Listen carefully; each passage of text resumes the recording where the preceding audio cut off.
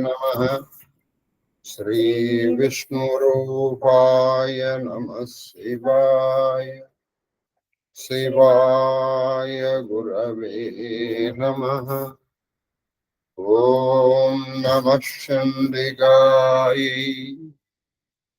नमस्ते शारदा देवी काश्मीरपुरवासिनी त्वामहं प्रार्थये नित्यं विद्यादानं च देहि मे। श्रीकृष्ण शरणं मम। श्रीकृष्ण शरणं मम। महादेव महादेव महादेव। ఇష్టాగోష్ఠిగా సాగుతున్నటువంటి ప్రవచన ప్రవాహ త్రిపదగామినిలో 44వ రోజు ప్రవచనం కాళహస్తీశ్వర మహత్యము. వశిష్ఠుడు తపస్సుకి మెచ్చి ప్రత్యక్షమైనటువంటి ఆ మహాదేవుడితో వశిష్ఠుడు ఏమి కావాలో అడుగుతున్నాడు. దానికంటే ముందర వశిష్ఠకృతమైనటువంటి శివస్థుతి. ఇందులో మొత్తం ఆ శివతత్వము పరబ్రహ్మతత్వం మొత్తం దాగి ఉంది. అదే నిన్న మనం నేర్చుకున్నాం. విశ్వంభర విశ్వపతి అన్నీ నేర్చుకుంటూ చూడండి, ఆయన కావాలనుకున్నప్పుడు ఇంత ఆయన తపస్సు చేసింది ఎందుకు? అసలు తన కొడుకుల్ని విశ్వామిత్రుడు చంపేశాడు.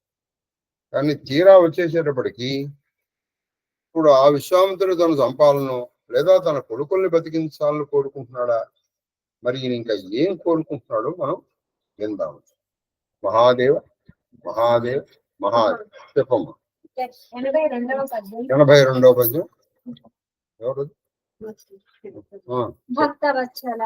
ఈయన చెప్తున్నారు. ఎవరు? వశిష్ఠుడు. అయ్యా భక్తవత్సల, ఆయన ఇంకోటి కూడా చెప్పాడు. నీ గురించి ఎవరికైనా అర్థం కావాలి, స్వానుభవం మీద అర్థం కావాల్సింది. అది ఎవరైనా చెబితే వాడి అనుభవాన్ని కొంతవరకు చెప్పగలడు. వాడు చెప్పిందే వాడి అనుభవం అని అనుకోకండి. ఇప్పుడు దూర్జటి గారికి ప్రత్యక్షం అయ్యారనుకుందాం, వశిష్ఠుల వారికి ప్రత్యక్షం అయ్యారు. ఎంతవరకు ఆయన చెప్పగలడు? భాష ఉన్నంత వరకే. కానీ భాషాతీతమైనటువంటి ఆ మహాశక్తిని వర్ణించటానికి భాష సరిపోదు. భాష సరిపోదు, భావము సరిపోదు. కాబట్టి ఎక్కడైతే నువ్వు మౌనంగా నీ అనుభవాన్ని నువ్వు నెమరు వేసుకుంటూ ఉంటావో అదే పరతత్వము, అదే ఆ మహత్తత్వము అని చెప్పబడుతుంది. కాబట్టి ఈయన చెప్తున్నారు, భక్తవత్సల అది భక్తవత్సల, ఈయన ఏమి కోరుకోనో చెప్పుకుంటాడు. తనకు కావాల్సింది అడగట్లే. అది సంగతి. మన శంకరాచార్యుల వరకు అడుగుతాడు, నాకెందుకే, నాకు బ్రహ్మత్వం విష్ణుత్వం ఇస్తా అంటే అవుతుంది అంట. ఎందుకంటే ఆ బ్రహ్మత్వం విష్ణుత్వం ఇస్తే నీ కోసం నేను పందినన్నా కావాలి, లేదా ఒక పక్షిని వెతికి వెతుక్కోవాలి. తీరా వస్తే నేను పట్టుకోగలనా? పట్టుకోలేను. నాకు అవన్నీ ఎందుకండి? అదే కాబట్టి కథావా కైలాసే మమ సహతి శంకర విభూతిని ఎలా భరిస్తామంటే, విదిత్వం విష్ణుత్వం, నాకు అది వద్దు ఇది వద్దు, నాకేముండాలంటే నీ పాదములలో భక్తి కావాలి. అది చెప్తున్నాడు. కాల సంభవము అంటే కాలములో పుట్టి కాల సంభవములగుచు కాలభుక్తంబులయ్యడి కమలజాతి పదవులు నేనొల్లా. ముందర తనకి ఏమి అక్కర్లేదో చెప్పాడు. కాల సంభవములే అంటే కాలములో పుట్టి ఒక కాలం వరకు ఉండి ఒక కాలములో నశించిపోయేటువంటి కమలజాతి అంటే కమలమునందు పుట్టినటువంటి బ్రహ్మదేవుడి పదం ఇస్తావరా నాకు వద్దండి.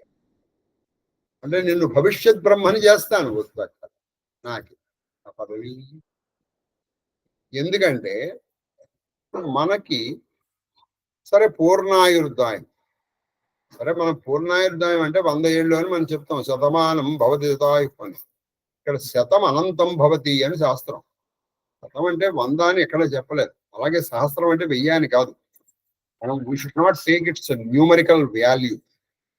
We should not take its numerical value అనమాట. ఇప్పుడు శతము సహస్రం అన్నప్పుడు శతం గాని సహస్రం గాని శతం అనంతం భవతి అని అనంతమైనటువంటి వాక్యాన్ని చెప్పినప్పుడు సంస్కృతంలో శతం అని చెప్తారు, 100 అని కాదట. అయితే ఇక్కడ నిజానికి పూర్ణాయుర్దాయం అంటే ఏంటంటే అండి 82 సంవత్సరాల ఒక 4-5 నెలలు. ఎందుకంటే అప్పుడే సహస్ర చంద్ర దర్శనం చేస్తారు, అంటే 1000 చంద్రులు చూస్తారు. సరే దాని గురించి పెద్ద లెక్క ఎప్పుడన్నా మళ్ళీ డీటెయిల్ గా చెప్పుకుందాం. అక్కడికి వాళ్ళ పూర్ణాయుర్దాయం. సరే తర్వాత అంటారా శతమస్తోరం చేయొచ్చు. ఇప్పుడు ఈ కాల సంభవంలో బ్రహ్మాదుల యొక్క ఆయువుల్ని మనం కొంత తెలుసుకుంటాం. బ్రహ్మదేవుడు కూడా ఉంటాడంటే కొంత ఉంటాడండి. ఇప్పుడు మనం చెప్పట్లా ద్వితీయ పరార్ధే శ్వేతవరాహ కల్పే ఆది బ్రహ్మ మౌపాదుర్దక్షరాశ్రీ పరమేశ్వరుద్యాశ్రీ పరమేశ్వర ప్రీత్యర్థం అని చెప్తూ అది బ్రహ్మణ ద్వితీయ పరార్థే శ్వేతవరాహ కల్పే అని చెప్తున్నాం. అంటే మనం ఎక్కడున్నాం ఏమిటి అని. అయితే ఇక్కడ మనం అంతకు పూర్వం ఆల్రెడీ కాలం గురించి కొంత చెప్పుకున్నాం, దానికి కొంచెం కంటిన్యూషన్ గా ఇప్పుడు చెబుదాం. ఇక్కడే ఆగి చెప్పేస్తే సరిపోతుంది. ఏంటంటే అది చెప్పమ్మా. కాలము గురించి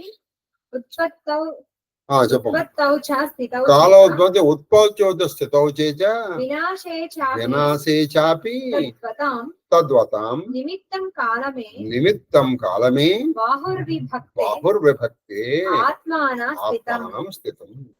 అంటే కాలములో పుట్టి కాలములో కొంతకాలము ఉండి కాలములో నశించిపోయేటువంటివి అవి కాలాతీతం కాదు, అది కాలానికి లోబడి ఉంటాయి. మనందరం కాలానికి లోబడి ఉంటాం. సూర్య చంద్రులు కానీ ఇంకెవరైనా సరే అది ఇప్పుడు ఒక్కొక్కటికి ఒక్కొక్క కాలం ఉంటుందండి. కొన్ని చూడండి అసలు పుడుతూనే కొన్ని క్షణాలు బతికి పెరిగిపోతాయి. వాటికి ఆయు ప్రాణమే ఎక్కువ, ఆయు ప్రమాణమే ఎక్కువ మనం అనుకుంటావచ్చు. ఇప్పుడు మనకు తెలిసినటువంటి మీరు తెలుసుకునే పెట్ డాగ్స్ తీసుకోండి. The lifespan of pet dog, the lifespan of an elephant, the lifespan of the other animals is totally different from others. Kada? ఆ మాటకు వస్తే the lifespan of each and every animal is different from the lifespan of other animals. ఒక జీవితము ఒక జీవి యొక్క జీవన ప్రమాణము ఇంకొక జీవి ప్రమాణము వేరువేరుగా ఉంటాయి. మనల్ని చూస్తున్నాం, మనం చూస్తున్నాం. కానీ ఇప్పుడు ఉదాహరణకు ఒక 3 ఏళ్ల కుక్క ఉందనుకోండి, మంచి యవనంలో ఉన్నాడు. అదే 3 ఏళ్ల పిల్లాడు, ఒక కుక్క ఒక పిల్లాడు ఒకే రోజు పుట్టారు, వీడింగా 3 ఏళ్ళు అప్పుడు తప్పటడుగు లేస్తుంది, అది మంచి యవనంలోకి వచ్చేసి కదా. మరి వీడు 30 ఏళ్ళ మౌయాను అది ముసలు అయిపోయి దాదాపు వెళ్ళిపోవడానికి సిద్ధంగా వెళ్ళిపోతుంది. 30 ఏళ్ళ కదా ఎక్కడ ఉంటుంది. కాబట్టి కాలములో పుట్టి కాలములో పెరిగిపోతూ ఉంటాయి ఇవన్నీ. కాబట్టి పరమ నిశ్చలమైనటువంటిది కాలాతీతమైనటువంటిది ఏదంటే ఆ పరబ్రహ్మ తత్వం. అది ఎలా ఉంటుందంటే బ్రహ్మాదిములు కాదాధీనులు కదా. ఇప్పుడు మీరు బ్రహ్మ పదవి ఇప్పుడు ఉదాహరణకి 860 కోళ్ళు 864 8 6 4 864 కోట్ల మానవాబ్దులు. అబ్ది అంటే సంవత్సరం. 864 కోట్ల మానవ సంవత్సరాలు. ఇదేమిటిది? ఒక కల్పము. అంటే కల్పం అంటే బ్రహ్మదేవుడికి ఒక రోజు. ఇప్పుడు అంటే బ్రహ్మదేవుడు ఆయువు లెక్కేసుకున్నాం సరదాగా. 30 కల్పములు ఒక బ్రహ్మం. అంతే కదా. 30 రోజులు ఇది కదా ఒక మాసం. అంటే 864 ఇంటూ 30 మీరు వేసుకోండి. అది అప్పుడు బ్రహ్మకి ఒక నెల. మనకి 864 ఇంటూ 30 కోట్ల సంవత్సరాలు. కోట్లు సంవత్సరాలు. ఇప్పుడు ఇటువంటివి 12 బ్రహ్మాండ కల్పములు ఒక సంవత్సరం. అంటే 864 ఇంటూ 30 ఇంటూ 12 అప్పుడు బ్రహ్మదేవుడికి ఒక సంవత్సరం అండి. అటువంటి సంవత్సరాలు ఎన్ని? 100 అయితే బ్రహ్మదేవుడికి ఒక పరం. అదే పరమము అంటే. పరము అంతే. ఇక బ్రహ్మదేవుడు ఆయువు తీరిపోయింది. ఆయనకి 100 ఏళ్ళు వయస్సు, బ్రహ్మదేవుడు కూడా 100 ఏళ్లే. ఇక్కడ మీకు చిన్న విషయం చెప్తాను. అబ్బో అని మీరు అనుకోకల్లా, మీరు అనుకోకూడదు కూడా. ఎలాగో ఎందుకంటే ఇప్పుడు మీరు అమెరికా వెళ్ళారనుకోండి, వాడు చిన్న పర్సు చూపిస్తారు. పర్సు లేకపోతే దానికో మీరు తినే యాపిల్ తీసుకున్నాం, ఇదంతా అన్ని అంటారు $1. అదే ఇక్కడ మీరు వచ్చారనుకోండి, అదే యాపిల్ ఇక్కడ ₹1 అంటాడు. కాబట్టి రిలేటివ్ గా మనకే చీప్ ఇక్కడ. ఎందుకంటే అక్కడ $1 అన్నారనుకోండి, మనం వెంటనే దాన్ని we convert into Indian currency. అదే మనం చేసే పెద్ద మిస్టేక్. ఎలా చేస్తామండి? మరి ఇండియన్ కరెన్సీలో చేస్తే అక్కడ వాళ్ళు సంపాదన కూడా ఇండియన్ కరెన్సీలో ఉండాలి. లేదు కదా. we earn in American currency and when we spend we convert into Indian currency. అబ్బా ఏంటండి, 1 × 80 యాపిల్ వచ్చానులే. అక్కడికి వెళ్తే మా ఇండియాలో ₹10 కోసం తిన అవుతావు. నువ్వు అక్కడ ఉండగా నువ్వు ఆ కరెన్సీని స్పెండ్ చేస్తావు. దాన్ని how do you compare it అండి? కాబట్టి మీరు ఇప్పుడు ఈ లెక్క విని అబ్బా బ్రహ్మదేవుడు వయసు అండి అయ్యి బాబోయ్ అంటే, మీరు బ్రహ్మదేవుడికి వెళ్ళారనుకోండి, ఆ టైం అలా అయిపోతుంది. మీకు ఇప్పుడు ఉదాహరణ కూడా చెప్తాను. ఒక ఆయన ఉన్నాడు, ఆయన వాళ్ళ అమ్మాయికి పెళ్లి చేద్దాం అనుకున్నాడు. ఈ పెళ్లి చేద్దామని ఆయనకి చిరాకు వచ్చింది. ఎవడు పెళ్లి కొడుకు బ్రహ్మదేవుడిని అడిగితే సరిపోతుందిగా. ఒరే బాబు మా అమ్మాయికి మూడెవర్రా వాడా, సరే వాళ్ళ దగ్గర తీసుకెళ్ళారు బాబు, బ్రహ్మదేవి మా అమ్మాయిని నీకు ఇమ్మన్నాడు, చేద్దామని ఇచ్చేయాడు. ఆయన పేరు రైవతుడు. సరే వెళ్ళాడు. వెళ్ళేటప్పటికి ఆ బ్రహ్మదేవుడు ఏదో వేద పారాయణ చేసుకున్నాడు. అది కూడా చివరి ఘట్టంలో ఉంది. అది ఈయనకి కూడా కొంచెం వేదం వచ్చు. అయిపోయిన తర్వాత నమస్కారం, నేనైనా ఇలా వచ్చాను, మా అమ్మాయికి మూడా. మీ అమ్మాయికి మూడా? ఇప్పటికి పుట్టి చచ్చి అలా ఒక 5 సార్లు అయింది. అదేంటండి బుచ్చి 3 నిమిషాలు? నేను ఇది బాణం. నువ్వు ఇక్కడ ఉండగా ఈ లోకం తెలిపోతుంది, అక్కడికి వెళ్ళిపడికి అయిపోతుంది. కాబట్టి ప్రస్తుత కాలంలో ద్వాపరయుగంలో బలరాముడు అన్నాడు, ఆయనకి ఇచ్చిపోవాలి. ఆవిడే రేవతి. రైవతుడను రాజునిచ్చే రేవతికి అని మన భాగవతంలో చదువుకున్నాం. కాబట్టి మీరు అక్కడికి వెళ్ళేటప్పటికి ఆటోమేటిక్గా మీరు ఆ బాణంలో ఉండిపోతారు. కాబట్టి ఇప్పుడు బ్రహ్మ ఆయువు అంటే ఎంత అంటే 864 ఇంటూ 12 864. అవి 864 సంవత్సరాలు అయితే బ్రహ్మదేవుడికి ఒక రోజు, ఒక కల్పం. అటువంటివి కల్పాలు ఎన్ని? 30. అంటే 864 ఇంటూ 30 ఇంటూ 12 ఇంటూ 100 = బ్రహ్మదేవుడి వయస్సు. తీరిపోయింది. అది వద్దంటున్నాడు. ఎందుకంటే ఎప్పుడొకప్పుడు పోవాల్సిందేగా. నీకు ఈ మానం కాకపోతే అది నాకు వద్దు, ఆ బ్రహ్మ పదవి నాకు. ఇప్పుడు ఇంద్రాదులు తీసుకున్నాం అనుకోండి, వాళ్ళు ఎలా ఉంటారంటే, ఇంద్రాదులు సప్తర్షులు వీళ్ళు ప్రతిదానికి మారుతూ ఉంటారుగా. మన్వంతరానికి మనం ప్రతి భాగవతంలో నేర్చుకున్నాం. బాగా ఒక్కొక్క దాంట్లో ఒక్కొక్కరు ఉంటారు యుగాని కోసం. చెప్పమ్మా. 43,20,000 మానవాబ్దములు అంటే మానవ సంవత్సరాలు. ఒక మహాయుగం. 43,20,000 ఒక మహాయుగం. ఇటువంటి మహాయుగాలు 71 మహాయుగములు ఒక మన్వంతరం. 71 మహాయుగములు ఒక మన్వంతరం. ఇందాక కల్పం అంటే ఏంటి చెప్పాను. కల్పము పరము అంటే ఏంటి చెప్పాను. అలాగే మొన్న సముద్రం అంటే ఏంటో చెప్పాను మీకు. సముద్రం అనేటువంటిది ఒక న్యూమరికల్ వాల్యూ. దాని వెనకాల ఎన్ని సున్నాలు ఉంటాయో కూడా చెప్పాను. కాబట్టి ఇప్పుడు మహాయుగం ఇది. ఈ మహాయుగాన్ని ఏమంటాం మనం? 71 యుగాలు ఒక మన్వంతరం. ఇప్పుడు ప్రస్తుతం నడిచేది వైవస్వత మన్వంతరే. వైవస్వతుడు అనేటువంటి మన్వంతరంలో నడుస్తుంది. మొత్తానికి మన మనువులు 14 మంది. చతుర్దశ మనువులు. స్వయంభువ, సారోజిష, ఉత్తమ, దక్ష సావర్ణి, రుద్ర సావర్ణి, ఇంద్ర సావర్ణి, వైవస, రౌచక, పౌచక, చాక్షుష, ఇటువంటి మన్వంతరాలు. కాబట్టి ఇవి ఒక మన్వంతరం. తర్వాత 43,20,000 43,20,000 ఇంటూ 71 ఈజ్ ఈక్వల్ టు 30 కోట్ల 30. ఎంత వస్తుంది మీకు? వస్తుంది 30 కోట్ల 67 లక్షల 20,000 మానవ సంవత్సరం. ఇది ఇంద్ర పదవి కాదు. అలాగే సప్తర్షుల కాలం. ఇంద్రుడు ఎన్నాళ్ళు ఉంటాడో సప్తర్షులు కూడా అన్నాడు. ఈ సప్తర్షుల ప్రతి మన్వంతరానికి మారుతారు. ప్రస్తుతం ఈ మన్వంతరానికి సప్తర్షులు ఎవరంటే అరుంధతి వశిష్ఠులు, అంటే భార్యతో సహా చెప్తే మంచిదిగా అని చెప్తున్నాను. అహల్య గౌతములు, అనసూయ అత్రి, రేణుక జమదగ్ని, అదితి కశ్యపులు, సుశీల భరద్వాజులు, కుమిద్వతి విశ్వామిత్రులు ఈ మన్వంతరములోకి ప్రస్తుత మన్వంతరానికి సప్తర్షులు. వచ్చే మన్వంతరానికి సప్తర్షులు కూడా మనం భాగవతంలో నేర్చుకున్నాం. ప్రతి మన్వంతరానికి ఈ సప్తర్షులు ఇంద్రుడు మారుతూ ఉంటారు. ఈయన పదవి ఉండదు, శాశ్వతం కాదు.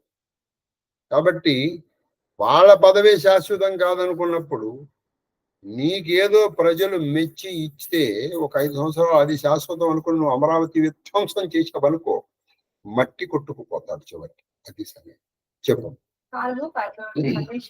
కాబట్టి ఈ కలము ఎవరు? పరమేశ్వరాలు. ఎందుకని ఆయన పేరు కాలకాలుడు. కాలము అంటే యముడు. యముణ్ణి కూడా ఈయన తన్నాడు.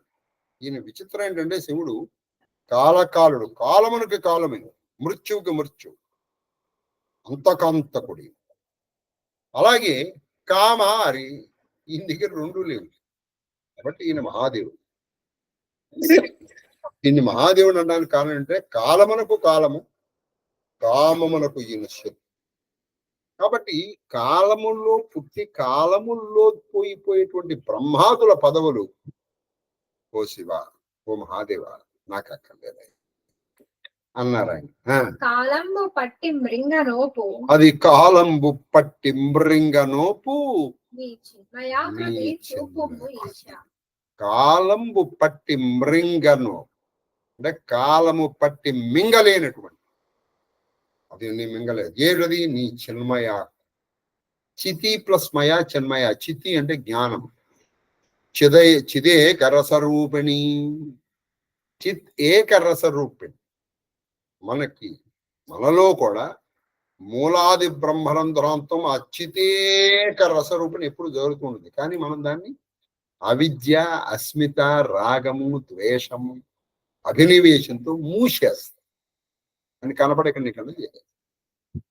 కాబట్టి ఇక్కడ ఆ చిన్మయానంద రూపం, నీ పరమ రూపాన్ని నాకు చూపించు. అంటే కాలాతీతమైనటువంటి నీ రూపాన్ని నేను చూడాలి. అంటే కాలంలో పుట్టి కాలంలో పెరిగేటువంటి నాకు అక్కర్లేదు, అది నా బుద్ధి కూడా అని చెప్పి. తర్వాత ఉత్పలమాల 18.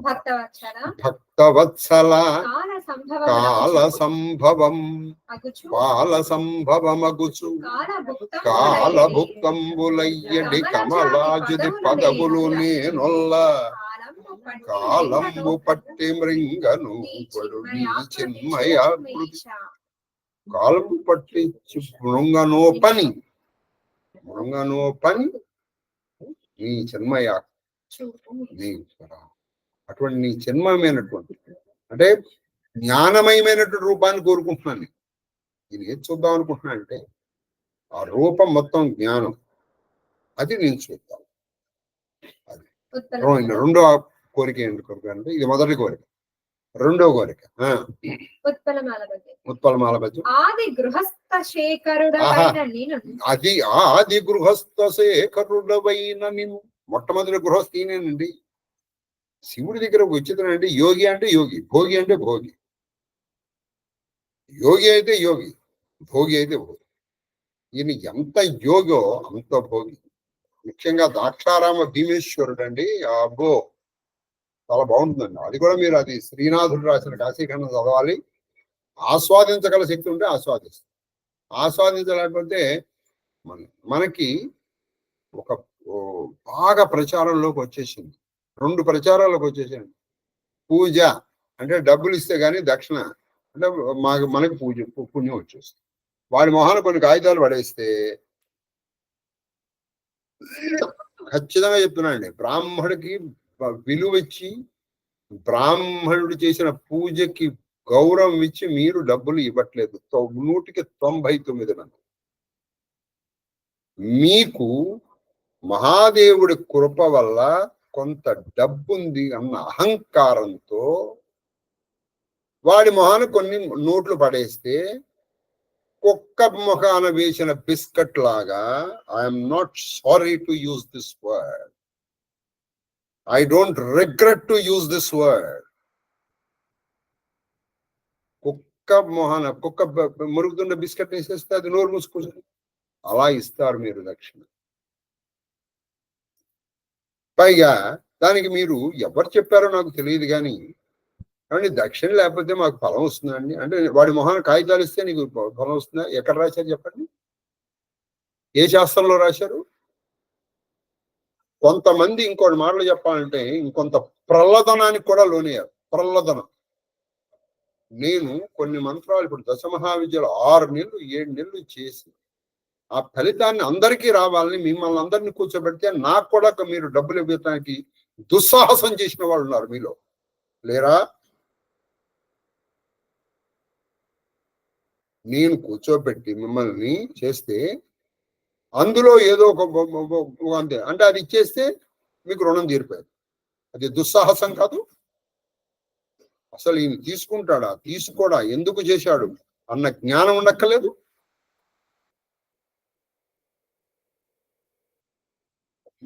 మనకి మనం ఇది వస్తే సరిపోతుందండి. నాకు ఇచ్చే దుస్సాహసం చేశారు. మా చిరంజీవి శశికాంత్కి ఇచ్చే దుస్సాహసం చేశారు. కాబట్టి ఇక్కడ కాగితాలు మొహాలు పారేస్తే మన రుణం తీరిపోతుందని మీరు ఎప్పుడు అనుకోకండి. మనము భక్తియుక్తంగా ఇచ్చినప్పుడు మాత్రమే, అది కూడా నటన లేని భక్తి. ఎందుకంటే నువ్వు ఎవరినైనా మోసం చేయొచ్చు, భగవంతుడు నువ్వు ఎలా మోసం చేస్తావు చెప్పండి? ఆయన కూడా మోసం చేయగలవు. ఇక్కడ ఆయన చక్కటి మాట అంటున్నారు. ఏమనంటే చెప్పమ్మా. అది ఈయన పరమ గృహస్థుడి. యోగి అంటే యోగి, భోగి అంటే భోగి. అయోగి యోగి, భోగి భోగి. మన శంకరాచార్యుల వరకు చెప్తున్నారు మొట్టమొదటి గృహస్థు ఎవరంటే వీళ్ళే. ఎందుకని? ఆది దంపతులు వీళ్ళే కదండి, సనాతనులైన ఉమామహేశ్వరులు. వీళ్ళు ఎవరి వాళ్ళు ఎప్పటి వాళ్ళు. కాబట్టి ఆది గృహస్థ శేఖరుడివి. అసలు గృహస్థ ధర్మం ఎలా ఉండాలో చెప్పాలంటే ఉమామహేశ్వరులు వెళ్ళి చూడరా అన్నారు. ఆ ఉమామహేశ్వరులు వెళ్ళి చూడు. ఆది గృహస్థ శేఖరుడు అంటే అందులో శ్రేష్ఠుడు అయినటువంటి నిన్ను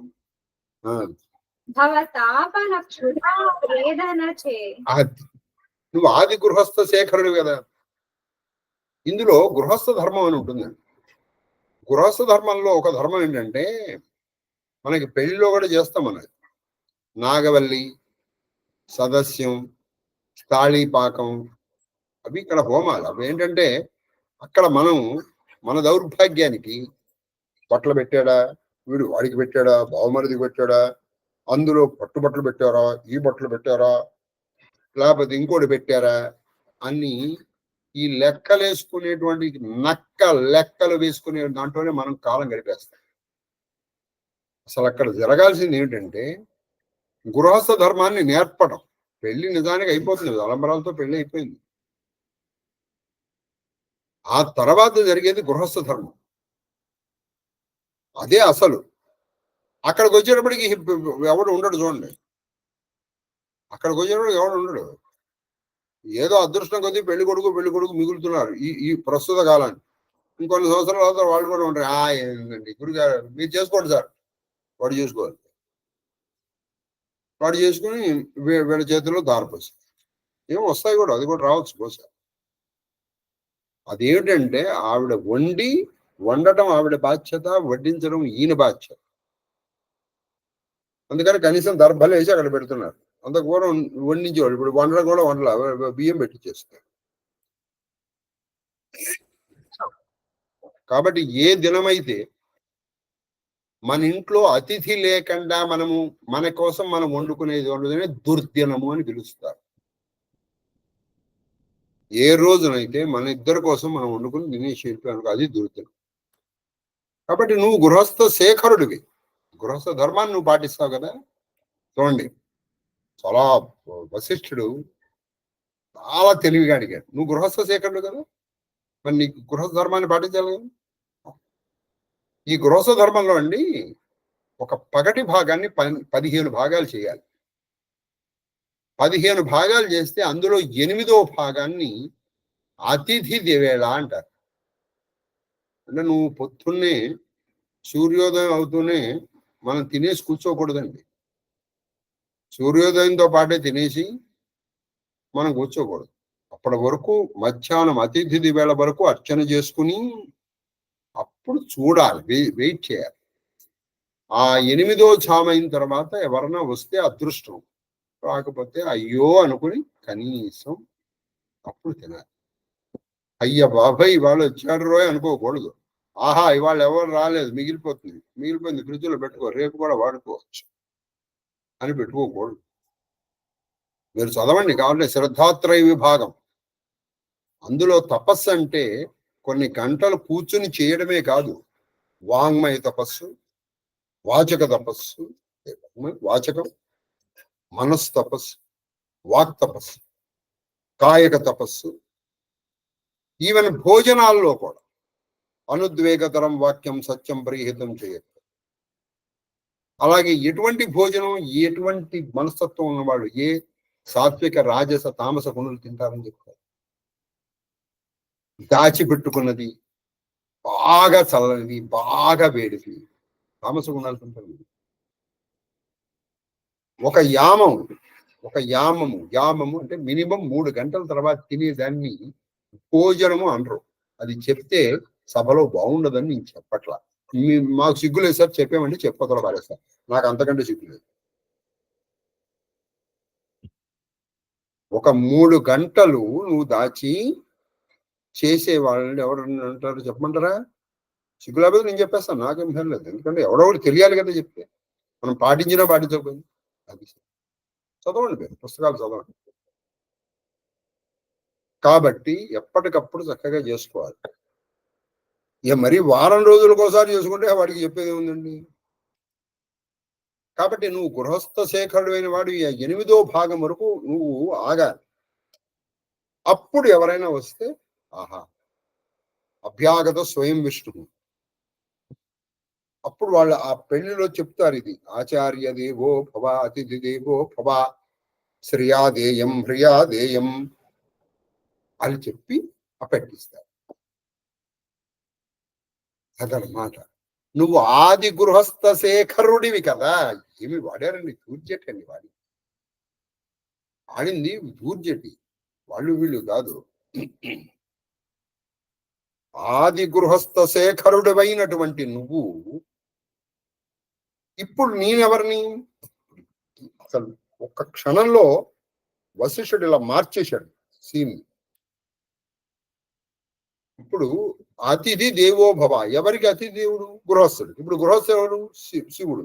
ఈయనెవరు? వశిష్ఠుడు అతిథి. అంటే ఇప్పుడు ఎవరికి దేవుడు? వశిష్ఠుడు దేవుడు, శివుడు గృహస్థుడు. వశిష్ఠుడు దేవుడు, ఇప్పుడు నేను అతిథిగా వచ్చాను. ఇప్పుడు ఇది 8వ ఏళ్ళ. అందుకని ఆది గృహస్థ శేఖరుడమైన నిన్ను అది భవ తాపన క్షుధా వేదనచే తపఃకృత వేళ. చూసారు, ఇది ఒక్కొక్కటి ఒక రోజు పడుతుందండి, ఒక్కొక్క రోజు పట్టేస్తుంది. భవ తాపన, అందుకే చిరంజీవి సుబ్రహ్మణ్యం రాశాడు పాపం, మనం దాన్ని పట్టించుకోలేదు. కానీ ఆ వాడి బంధు వాడు ఏదో రాస్తాడు లేని వదిలేసాడు. భవతాపన క్షుధాబెళ, భవతాపన భవ అంటే పుట్టి చచ్చి సంసారం. ఈ పుట్టి చచ్చేటువంటి సాపన, తాపం పెరిగిపోయింది. ఆ తాపన అనేటువంటి క్షుధ అంటే ఆకలి. భవతాపన ఏదన్న క్షుధ, ఆకలి. అతిథి ఎప్పుడు ఆకలితో వస్తాడండి మీ ఇంటికి. ఎందుకంటే 12 అయ్యేటప్పుడే నకనకలాడుతూ ఉంటుంది. కాబట్టి ఆ నకనకలాడుతూ అది వస్తాడు. భవతాపన ఏమిటి? ఇప్పుడు నాకున్న తాపన ఏమిటి? ఈ సంసారం అనేటువంటి తాపన. ఎప్పుడు పుట్టాను, ఎప్పుడు చస్తాను, పుట్టి చచ్చి పుట్టి చచ్చి చచ్చి పుట్టి, ఇలా నాకు బాగా ఆకలిగా ఉందయ్యా. క్షుధాతాపన క్షుధావేదన తపక్కుత వేళ తపక్కుత కుతబేళ తపక్కుతబ వేళ కుతప వేళ. తప అంటే తపస్సు అనేది కుతప వేళ. కుతప వేళ అంటే ఆతిథ్య వేళ. కుతప వేళ అంటే ఆతిథ్య వేళ. దీన్ని 11 నుంచి 8వ భాగము. మీకు కరెక్ట్ గా చెప్పాలంటే మీకు చెప్తాను. మనకి లగ్నము లేదా ముహూర్తం అని ఉంది. సరే, ఇప్పుడు ఒక ముహూర్త కాలము ఒక రఫ్ ఎస్టిమేషన్ లో 1 గంట 36 నిమిషాలు. ఇది ఒక రఫ్ ఎస్టిమేషన్. మనకి ఎన్ని వస్తాయి? ఇందులోంచి 1 గంట ఇంచుమించుకు మనకి 6 గంటలకు వేసుకోండి సూర్యోదయం. 6 గంటలు వేసుకుంటే అక్కడి నుంచి 1:36 అంటే 1.5 అవర్ వేసుకోండి. 7:30 9 10:30 7:30 ఫస్ట్, తర్వాత 9 తర్వాత నెక్స్ట్ వచ్చేసి మీకు ఎన్నోది? ఇది 9 10:30 నుంచి 12 అయిపోయింది. 12 నుంచి 1:30 అంటే ఇక్కడ ఈ 5వ భాగం తర్వాత నువ్వు ఆగాలి. దీని మధ్యలో నువ్వు 2 భాగాలు చేయాల్సి వస్తుంది. అంటే ఇంచుమించు 12 గంటల తర్వాత మనం భోజనం చేయాలి. అలాగే నువ్వు దీన్ని అపరాహ్నం వేళ అంటే 2 గంటలు ఇంచుమించుగా, అంతేగాని 9 గంటలకో 8 గంటలకో 10 గంటలకో నీకు ఆఫీస్ టైం అయిపోతుంది కదా అని చెప్పేసి పితృదేవతలకు పెట్టకూడదు. అయితే ఒకటి అసలు మానేసి కంటే ఎప్పుడో కూడా పెట్టావు నీకు దండం. నేను ఒక సిచ్యువేషన్ చూసి అవాళ ఎంత బాధపడ్డాను. అయ్యా నాకు రేపు ఆఫీసులో ఇన్స్పెక్షన్ ఉంది గురుగారు అంటే నన్ను అనలేదండి. నన్ను అనుంటే నాకున్న టెంపర్మెంట్కి నేను చెప్పు పెట్టి కొట్టుండేవాడిని ఖచ్చితంగా. హూ ఎవర్ ఇట్ ఈస్ అన్నే కనుక ఆ మాట వచ్చింది. Had I ever come across such a situation, I would not have hesitated even a single fraction of minute to beat that rascal with a slip. ఎందుకనంటే వాడు ఎవరో నాకు ఆఫీసులో టైం అయిపోతుంది, ఇదిగో 1000 రూపాయలు రేపు మా నాన్నగారి తిథి, మీరు పెట్టే సాయంకాలం నాకు ప్రసాదం పెట్టండి. వీడి నాన్న తిథి వాడు పెట్టి వీడికి ప్రసాదం పంపిస్తాడు. కొంతమంది ఖచ్చితంగా నేను చెప్తున్నాను, కొంతమంది కిరాతులు ఈ కరోనా టైంలో వాళ్ళు అక్కడ వ్యాపారం చేసుకున్నారు. మేము కాశీలో పెట్టేస్తాం, డబ్బులు పంపించాలని వాళ్ళు వీడియోలో చూపించారండి. దౌర్భాగ్యులు అంటే వీడియోలో పెట్టి చూపిస్తే నువ్వు పెట్టేసినట్ట, కాశీలో పెట్టినట్ట. టెక్నాలజీ నువ్వు ఇందుకు వాడుతావా? వాడు వీడియోలో చూపిస్తాట, వీడు దండం పెట్టేస్తాడు. మరి వీడియోలోనే అన్ని చేయి, సంసారం చేయి. వీడియోలో వాడు 5 స్టార్ హోటల్లో వాడు వీడియోలో అన్ని చూపిస్తాడు. నేను తిన్నాను అనుకో, ఆహా నా పెళ్ళి అంటే వాడు కోడిని కట్టేసి కోడి తిన్నట్టుగా. అవి నువ్వు ప్రత్యక్షంగా ఎందుకు చేస్తున్నావు? ఇది కూడా వీడియోలో చేయాలి కదా. కాబట్టి ఈయన ఏం చెప్తున్నారంటే తప్ప వేళ అంటే తపస్సు అనేటువంటి ఆతిథ్య వేళకి నేను వచ్చాను. శివ మహాదేవ, నువ్వు ఆది గృహస్థుడివి, పైగా నేను ఆకలితో ఉన్నాను. ఏమి అసలు కాళహస్తి ఇస్తారు మంచి మొదలు బుద్ధిస్తున్నాను, అది ప్రారంభించాలే కానీ వదలలేమండి. నేను మా చిరంజీవి శశికాంత్తో చెప్పాను, శాస్త్రి గారి కోసం ప్రారంభించాను, ఇప్పుడు నేను దాన్ని వదలకుండా ఉన్నాను.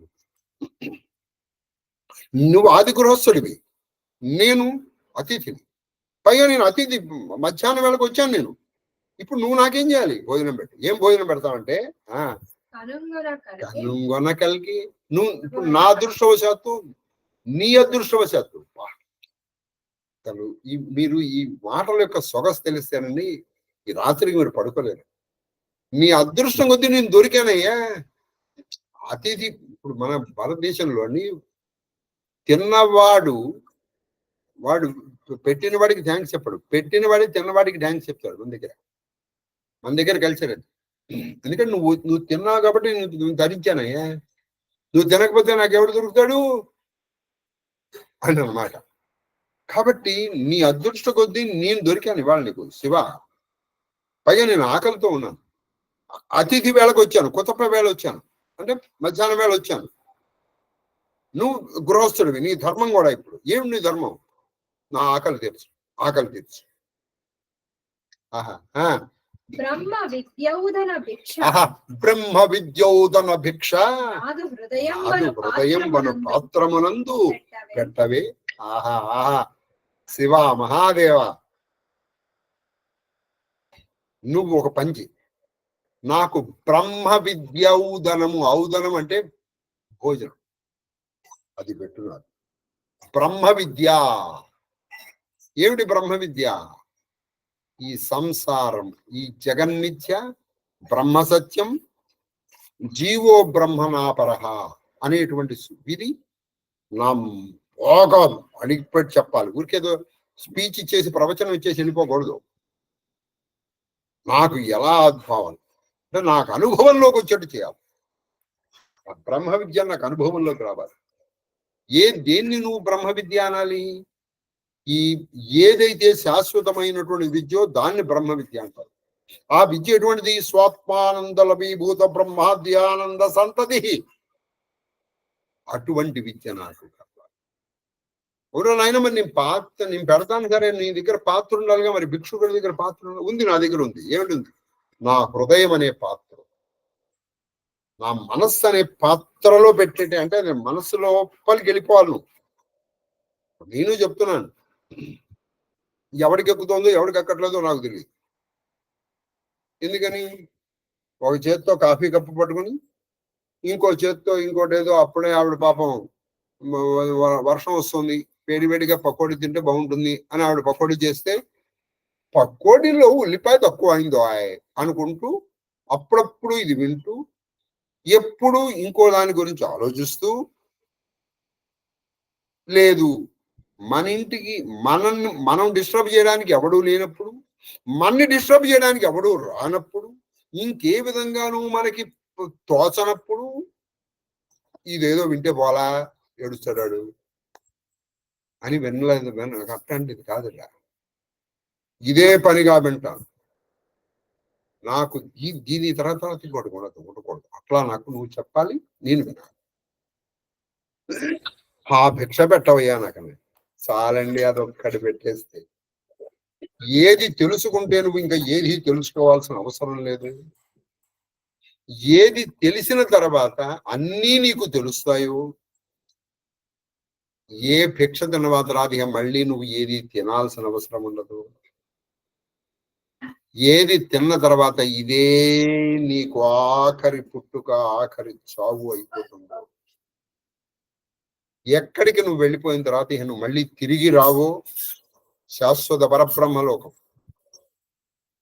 ఆత్మ విద్య. నైనం చంద్రంతి శస్త్రాణి నైనం దహతి భావక నచైనం క్లేదయించాకోన శోషేది మర. ఇది ఊరికే ఏదో మాట చెప్పడం కాదు, నాకు పోగా యద్గత్వానని వర్తంతే తత్థామ పరమమ్మ అన్నప్పుడు ఏమిటి? అహం వైశ్వానరో భూత్వా అన్నప్పుడు ఏమిటి? ఈ ఊర్ధ్వమూల మధశాకం అశ్వత్థం ప్రారుహవ్యం, అది ఇలా ఉండడం ఏమిటి? ఈ కొమ్మలేమిటి? ఇంపే కావు, ఊరికే ఇదేదో ప్రవచనాలు చెప్పేసి కుమార్ చెప్పడం. అది నా హృదయంలో వెళ్ళిపోవాలి. ఆ భిక్ష పెట్టాలి. చూడండి, వశిష్ఠుడు అడిగింది ఏమిటి చూసారా? 100 మంది కొడుకుల్లో ఒక్కని బతికించమని అడగలేదు. పోనీ తన పగ తీర్చుకుందాం అడగ. ఆయన అడిగిన మొదటి కోరిక, ఇంకో కోరిక ఉంది, అది కూడా చాలా బాగుంటుంది. ఈ పద్యం ఇంకొకసారి నేను చెప్తాను, ఇంకో లైన్ పెట్టవే. అది ఆదరమొప్పగా ఎలా పెట్టాలో తెలుసా? మనకి నీతి వాక్యాల్లో చెప్తారు, మనం ఎప్పుడు కూడా ప్రియవచనములతోడి దానము, క్షమాయుక్తమైనటువంటి శౌర్యము ఉండాలి. ఎప్పుడు కూడా దానం ఎప్పుడు ప్రియవచనములతో చేయాలి. నీ పని పట్టలేదు రా, ఎప్పుడు చేయలేదు, అని విసుక్కుంటూ పెట్టద్దు అసలు. ఇవ్వదలుచుకున్నారా? మీకు మళ్ళీ చెప్తున్నాను, నాకే కాదు ఎవరికైనా భక్తియుక్తంగా ఇవ్వండి దక్షిణ. లేదు ఏముందండి, ఇవాళ పోతే రేపటికి 2.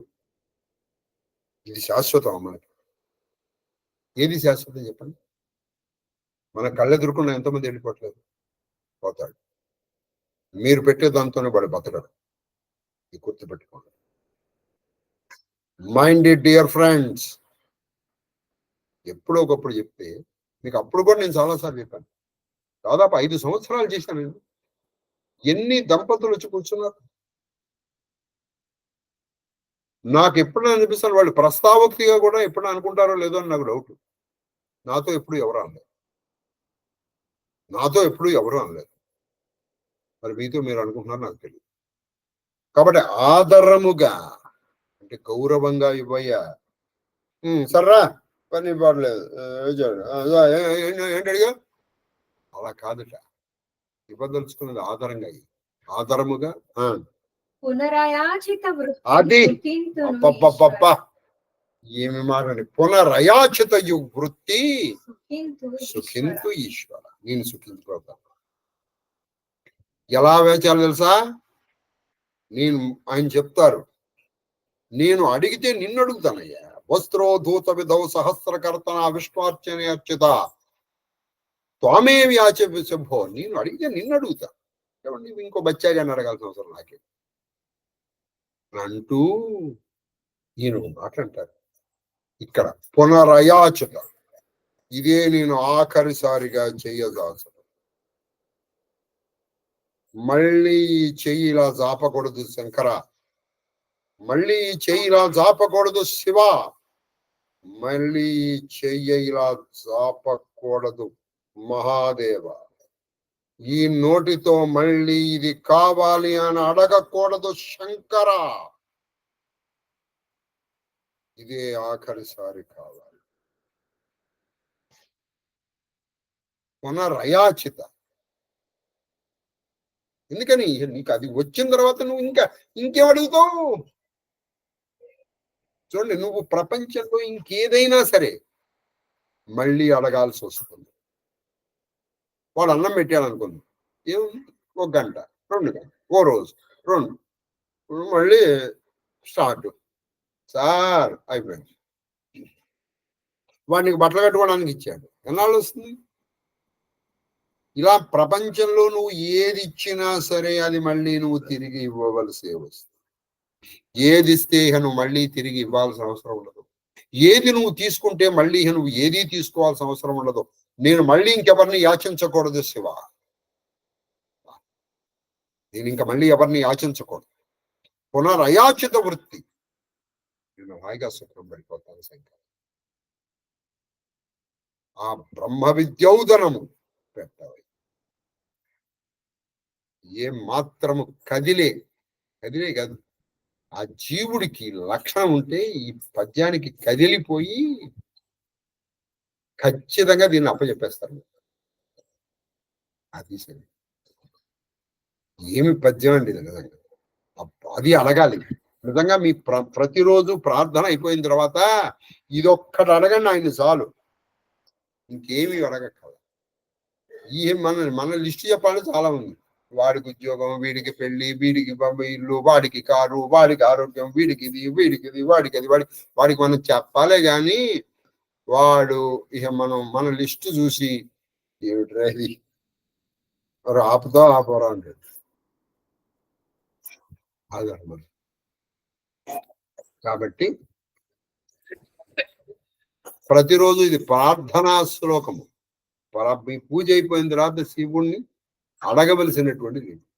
అలాగే ఆయన శివుడిని అండి, నేను మరి రోజు విష్ణువుని చేస్తానండి. ఒరే ఈశ్వర్రా, శివుడు అన్నా విష్ణు అన్నా ఒకటేనా ఆయన? వాళ్ళు ఇద్దరు వేరు లేదా? 2 లేరు ఆయన. ఇద్దరు ఉన్నది ఒకటే తత్వం. చెప్పండి. ఈ పది కుతపకాలం అది కుతపకాలం ఆతిథ్య కాలం. ఇది గుర్తుపెట్టుకోండి. అది వైశ్వ. మనం ఏం చేయాలంటే, ఇది మనం ఎవరు చేయట్లే కానీ చేస్తున్నాం అని చెప్తా ఉంటుంది. బ్రాహ్మడు అనేవాడు వైశ్వదేవం చేయాలి, అంటే బలి. ఇప్పుడు పంచయజ్ఞ ప్రయాల్లో వైశ్వదేవం ఉందిగా, అది చేసి వీడు ఆగాలి. వైశ్వదేవం అని ఉంటుంది, అది బలి అన్నమాట. అంటే హోమాన్ని చేసి అప్పుడు ఆగి చెప్పాం వైశ్వేదేవేతు నిర్వర్తే నిర్వర్తే యజ్ఞన్యోతిథి యజ్ఞన్యోతధి రావ్రజేత్. రావ్రజేత్. ఇంకొకటి అంటే ఇంకోట ఆచమ్య చ తతః ఆచమ్య అంటే ఆచమానం చేసి తతః తర్వాత కుర్యాతత్ ప్రజ్ఞో కుర్యాత్ ప్రజ్ఞో ద్వారావలోకనం ద్వారావలోకనం ముహూర్తష్టమం భాగా ముహూర్తష్టం భాగా మునిక్షో మునిక్షో అతిథిర్ భవేత్. చూడండి, గుర్తుపెట్టుకోండి. మనం 12 గంటలకు ఏం చేయాలంటే ఆచమనం చేసి గుమ్మం వైపుకి చూస్తూ ఉండాలట. ద్వారావలోకం, గుమ్మం వైపు చూస్తూ ఉంటే ఏమండి ఎవరన్నా వస్తారేమో అని. వాళ్ళు వచ్చేటప్పుడు నువ్వు అటెంటివ్ గా ఉండాలన్నమాట. రండి రండి రండి, అంతేగాని వాళ్ళు వచ్చాడు అనుకునే కాలంలో. అందుకే మనకి పుట్టదండి, మనకి ఎందుకు పుట్టింది చెప్పండి. అది కాబట్టి ఇక్కడ మనకి వచ్చేటంటే వాళ్ళలో మనం చూస్తూ ఉండాలట. ఆచమనం చేసి ఇప్పటికి నేను పూజ రెడీ చేసుకుని చూసుకుని ఎవరన్నా వస్తారేమో చూడాలి. అందుకే ప్రస్తుత కాలంలో అండి ఎవ్వరు వచ్చినా పెట్టాలి. మహాదేవుడి సంకల్పంతో అండి, ఇది కేవలం మహాదేవుడి సంకల్పం. అదిగో ఆ పరమాచార్యుల వారు, రమణ మహర్షుల వారు, ఇదిగో ఈ అరుణాచలేశ్వరుడు కనీసం ప్రతిరోజు కాకపోయినా 2-3 రోజులకి ఎవరో ఒకళ్ళు మాత్రం వచ్చి తిని వెళ్తున్నటువంటి ఇల్లు ఈ ఇల్లు మాత్రం. 3 రోజులు కానీ ఎవరో ఒకళ్ళు వచ్చి ఆల్మోస్ట్ ఉంటుంది, లేకపోతే కనీసం 2 రోజులకు వస్తారు. As a matter of fact అనమాట. ఇంతవరకు మాకు మేమే వండుకుని తినుకునే దౌర్భాగ్యపు దుర్దినం ఈ ఇంటికి ఇంతవరకు పట్టలేదు. మరి భవిష్యత్తు గురించి తెలియదు. ఈ ఇంటికి ఇంతవరకు మా ఇంట్లో వాళ్ళకి మాత్రమే వండుకొని తినే దుర్దినం ఈ ఇంటికి ఇంతవరకు ఆ మహాదేవుడి వల్ల దయ వల్ల కలగలేదు. ఇదిగో ఈ జీవుడు ఉన్నంత వరకు ఇలా సాగితే చాలు. తర్వాత అంటారా నందో రాజా చెప్పం. బ్రహ్మ విద్య అంటే శుద్ధ చైతన్యాత్మకస్య, అది శుద్ధ చైతన్యాత్మకస్య బ్రహ్మణో అభేదనే. అంటే బ్రాహ్మణికి అబోధన జ్ఞానం అంటే నువ్వే చైతన్య స్వరూపము. నేను నాహం దేహ నాహం జీవ ప్రత్యత్ బ్రహ్మైవాహం అహం బ్రహ్మాస్మి అని మాట అంటాం కాదు. ఆ జ్ఞానం ఏది ఉందో అది బ్రహ్మ విద్య. ఆ జ్ఞానం అది అనుభవంలోకి రావాలి. ఇప్పుడు చెప్పడానికి ఉంది, నేను చెప్పు వదల భారేశాను అహం బ్రహ్మాస్మి చెప్పాను, మీరు కూడా చెప్పారు. ఇది అనుభవంలోకి రావాలి. అనుభవంలోకి వచ్చింది అనుకోండి, అప్పుడు నీకు ఇది కుక్క, ఇది పిల్లి, ఇది పంది, ఇది ఆడ, ఇది మగ, ఇది అది దీనికి ఈ అస్మిత ఉండదు, రాగం ఉండదు, ద్వేషం ఉండదు, అవిద్య ఉండదు. ఇప్పుడు ఇవి ఉన్నాయా? ఎవడికి లేవు. మరి నీవు బ్రహ్మాస్మానికి లాభం ఉంది. అందుకే ఇప్పుడు రమణ మహర్షులు వారు చూడండి, వాళ్ళు ఎలా చూస్తారంటే let the highest officer come, let the poorest fellow come. వాళ్ళిద్దరిని వాళ్ళు ఒకేలాగా చూస్తారు. అదే విద్యా వినయ సంపన్నే బ్రాహ్మణే గవిహస్తిని సునిచైవ స్వపాకై చ పండిత సమదర్శన. అది సమదర్శనం. ఎవరు వాళ్ళు? విద్యా వినయ సంపన్నులు వాళ్ళు. అదనమాట. అది వస్తే అప్పుడు అది ఇది అనుభవంలోకి వస్తే చెప్పడానికి కాదు, ఎదటి మనిషికి చెప్పేటందుకే నీతులు ఉన్నాయి. ఎదటి వాడికి చెప్పడానికి కాదు, నువ్వు ఆచరించడానికి. నీకు ఆచరించడానికి వస్తే అప్పుడు నీకు అనుభవం. ఇది ఖచ్చితంగా అండి. ఈ పద్యము మీరు ఏం చేయాలంటే ఇప్పుడు చెప్పిన 2 పద్యాలు కూడా వీటిని మీరు ఈ 2 పద్యాలు అంటే ఇప్పుడు మనకి తెలుగు మీడియం ఇంగ్లీష్ మీడియం కలిసి అనేటువంటిది బహువచనము, పద్యము తెలుగు ఈ 2 పద్యాసులో ఈ సింగిల్ పద్యం ఇది మన తెలుగు అన్నమాట. ఈ సింగిల్ పద్యాన్ని ఆఫ్టర్ ప్రేయర్ మనం మొత్తం ఇంగ్లీష్ మాట్లాడి రాదు కాబట్టి మీరు చదవాలి. మనకి ఆఫ్టర్ ప్రేయర్ మనం రిసైట్ చేయాలి. అది రిసైట్ చేయాలంటే చేయడానికి మనకి రాదు కాబట్టి మనం చదవాలి. ఇప్పుడు మనం దీన్ని ఏం చేద్దాం, రిసైట్ చేద్దాం. చదువు. ఆది గృహస్థ శేఖరుడైన నిన్ను ఆది గృహస్థ శేఖరుడవైన నిన్ను భవతాపన క్షుధా వేదన చే తపక్కు తపవేళ కనుగొనగల్గే బ్రహ్మ విద్యోదన భిక్ష నాదు హృదయంబను పాత్రమునందు పెట్టవే ఆదరమొప్పగ పునరయాచిత వృత్తి సుఖింతునీశ్వర. ఆది గృహస్థ శేఖరుడవైన నిన్ను భవతాపన ఆది గృహస్థ శేఖరుడవైన నిన్ను భవతాపన క్షుధావేదన చే తపక్కు తపవేళ కనుగొనగల్గి. అక్కడ వరకు భవ ఆది గృహస్థ శేఖరుడవైన నిన్ను భవతాపన క్షుధావేదన చే తపక్కు తప్పు కాలబన కనుగొనగలిగి. నువ్వేం చేస్తావంటే కనుగొనగలిగి బ్రహ్మ విద్యోదన భిక్ష ఆదరమొప్పగా నా హృదయమును పాత్రమున పెట్టవే. అప్పుడు ఏం చేస్తామంటే పునరయాచిత వృత్తి సుఖింతునీశ్వర. ఇంకొకసారి పద్యం చదువుకొని మనం రామచరితమానస్కి వెళ్ళిపోదాం. మూడోది చెప్పాలి. ఆది గృహస్థ శేఖరుడవైన నిన్ను భవతాపన క్షుధా వేదన చే తపక్కు తపు కాలమున కనుగొనగల్గే బ్రహ్మ విద్యోదన భిక్ష నాదు హృదయంబను పాత్రను ఆదరముప్పబెట్టవే పునరయాచిత వృత్తి సుఖిందునీశ్వర. ఖచ్చితంగా ఈ పద్యం నేర్చుకుని చక్కగా చేసుకోవాలి. మహాదేవ. మూడో పద్యం చెప్పాలి కానీ రేపు 4 పద్యాలు విందాం. రేపు కొంచెం చిన్నదే కాబట్టి మీరేదో ఆ ఇంద్ర పదవి ఏటని ఇంద్ర పదవి మనకంటే ఇంకో 10 సంవత్సరాలు ఎక్కువ. కాబట్టి ఎక్కడికి మీరు వెళ్ళిపోతే మళ్ళీ రావాల్సిన అవసరం ఉండదు. ఆ పదవి తీసుకోవడం ప్రయత్నం చేయండి. అది సంగతి. అదే శాశ్వతం కాదనుకుంటే ఈ జీవితము, ఈ అనుబంధాలు శాశ్వతాలా? ఖచ్చితంగా మీరు వదలగలగాలి, వదిలించుకోగలగాలి. చెప్పు. అది వీళ్ళ తాటకని సంహారం జరిగిందండి. అయిపోయింది దుష్ట సంహారణ. రామావతార ప్రయోజనం నెమ్మదిగా ప్రారంభం. నేను అనుకుంటానండి ఈ రాముడికి కృష్ణుడికి బహుశా మొట్టమొదటి ఆడవాళ్ళని చంపడమే కలిసి వచ్చింది.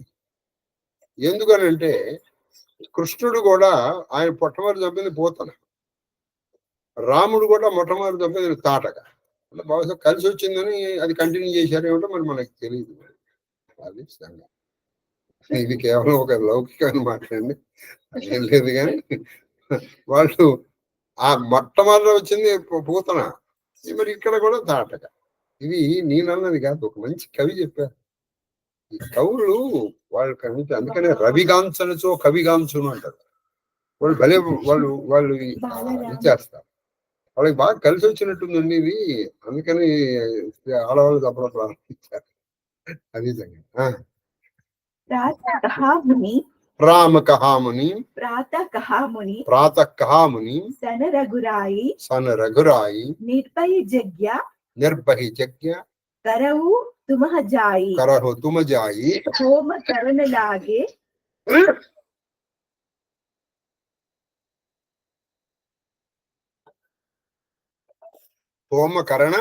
लागे होम करण लागे मुनि जारी आप रहे मक की रखवारी सुनी मारीचा निशाचर क्रोही लय सहाया दावा मुनि द्रोही बिनु परबाना राम तेहि मारा सता जोजन కహ సాగర పార కహ సాగర పార పావక సర సుబాహు పావక సర సుబాహు సర సుబాహు పునిమార పునిమార అనుజు నిశాచర్ అనుజ నిశాచర్ కటకు సగార కటకు సగార కటకు సగార మారి అసుర మారి అసుర ద్విజ నిర్భయకారి ద్విజ నిర్భయకారి అస్తుతి కరహి అస్తుతి కరహి దేవముని జారి దేవముని జారి తహాపుని తహాపుని కచుక దివసు రఘురాయ కచుక దివస రఘురాయ రహే కీనిహి రహే కిన్హి విప్రణ పరదాయ విప్రనహి పరదాయ భగతి హేతు భగతి హేతు బహు కథా పురాణ బహు కథా పురాణ కహే విప్ర కహే విప్ర జత్యపి ప్రభుజాన జత్యపి ప్రభుజాన తబు ముని तब मुनि सादर कहा बुझाई सादर कहा भुजाई चरित एक प्रभु देखे शरत एक प्रभु देखे जाई देखे जाई धनुष जग्या धनुष जग्या सुनि रघुकुल नादा सुनि रघुकुल नाथा हर्ष चले मुनिवर के हर्ष साथा चले मुनि मुनिवर वर के के साथा साथा आश्रम एक देखा आश्रम एक देखा मग माही कग मृग जीवा खग मृग जीवा जंतु तह नाही जंत तह नाही पूछा मुनि शिला प्रभु देखी शिला प्रभु देखी सकल कथा मुनि कहा विशेष सकल कथा मुनि कहा विशेष ఇదిగో ప్రాతకాలమున గౌతముడి అహల్య కథ కూడా రాబోతోంది చెప్తున్నారు ప్రాతకాలమున శ్రీరాముడు మునీశ్వరుతో యజ్ఞమును నిర్భయముగా ఆరంభింపుడని పలికెను. ప్రాతకాలం లేచి అయ్యా మీరు యజ్ఞాన్ని ప్రారంభించండి, నిర్భయంగా ప్రారంభించండి, నేను రక్షిస్తానన్నారు. మునీశ్వరుతో కూడి విశ్వామిత్రుడు యజ్ఞారంభం కావించెను. అది మునీశ్వరులతో కూడా ఈయన యజ్ఞారంభం ప్రారంభించారు. సోదరులు ఎరువులను యజ్ఞ రక్షకులై నిలిచి అది వీళ్ళు యజ్ఞ రక్షకులై నిలిచారు. స్వాహ అను శబ్దములు చెవిన పడినంతనే మునులకు విరోధులైన మారీచ సుబాహులు తమ పరివారంతో విజృంభించారు. వాళ్ళు ఏం చేశారు? స్వాహ ఇంద్రాయ స్వాహ ఇంద్రాయుధం నమః అగ్నయే స్వాహ అగ్నాయుధం నమః అనేటప్పటికీ అసలు వాళ్ళకి అది ఉండదండి. కరెక్టే, మనం చెప్పమనుకుంటాం, కొంతమందికి అది చాలా చెవులకి అది భరించలేరు ఆ శబ్దాన్ని. వాళ్ళు ఆ శబ్దాన్ని ఎందుకు భరించాలండి ఇప్పుడు? అందుకని వాడి ఆ జీవ లక్షణం అది. ఎందుకంటే నేను I came across such people కాబట్టి నేను చెప్తున్నాను. వాడు హాయిగా మీరు పాటలు పెట్టండి, కేవు కేక అని పెట్టండి, వాడికి ఎంత హాయిగా చెవులకి ఇంపుగా ఉంటుంది. మీరు ఇక్కడ నమస్సోమా జరుగుతున్నాయి, అబ్బబ్బబ్బబ్బబ్బబ్బా పూజలు జపాలు హోమాలు చచ్చిపోతున్నాం అండి అన్నాడు. వాడి జీవలక్షణం, వాడిని మనం అనుకునే లేదు. కాబట్టి వాడి ఈ స్వాహాకారం అనేప్పటికీ అసలు ఆ మోరిచి సుభాగులకి వాళ్ళకి ఒళ్ళంతా కంపరం ఎక్కేసి. కాబట్టి పూజలు హోమాలు వ్రతాలని వ్యతిరేకించేసేటువంటి వాళ్ళు ఇటువంటి వాళ్ళు, ఈ మారిచి సుభాగు జాతులు వాళ్ళు ఇంకా పోలా వాళ్ళే. అది యజ్ఞమును విజ్ఞమును కలిగించడానికి వాళ్ళే వచ్చారు. శ్రీరాముడు ఫలకము లేని ఒక బాణముతో మారీచుని శతయోజనముల కావల, అది సకరములు ఫలకము లేని ఒక బాణముతో అంటే ఏంటి? ములుకు అంటే ఇట్లా ముందర పట్టి వాడు బతకాలి. ఇది మనం వాల్మీకి రామాయణంలో అస్త్రం ప్రయోగించాలని ఉంది, మానవాస్త్రం అని ఉంది. సముద్ర తీరమున పడినట్లు అది సముద్ర తీరాన్ని అంటే వీడు సముద్రం దాటి వెళ్ళి పడ్డాడు, వాడు బతికాడు. ఆగ్నేయాస్త్రముతో సుబాహును వధించెను.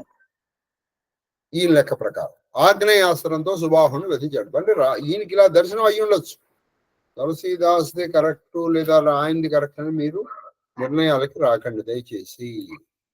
లక్ష్మణుడు రాక్షస సైన్యములను పూర్తిగా ఈయన చాలా మందితో వచ్చారుగా వెళ్ళిగా, ఆ మిగతా సైన్యాన్ని మొత్తం లక్ష్మణుడు దగ్ధం చేసి అవతల పారేసి.